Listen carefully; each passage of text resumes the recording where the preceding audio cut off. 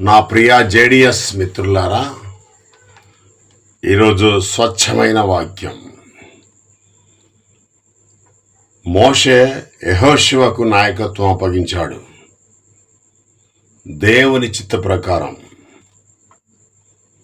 దేవుడు యెహోషువతో మాట్లాడుతున్నాడు. ఏమని? మోషేకు తోడై ఉండనట్లు నీకును తోడై ఉండెదను అని అన్నాడు దేవుడు.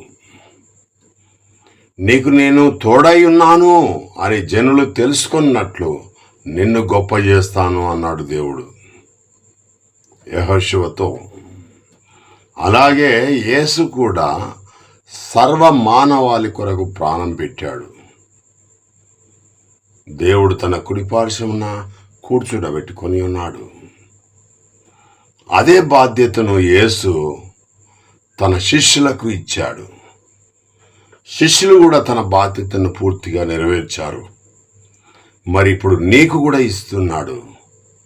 నీకు కూడా దేవుడు తోడుగా ఉంటాడు. నువ్వు చేస్తావా దేవుని కార్యం?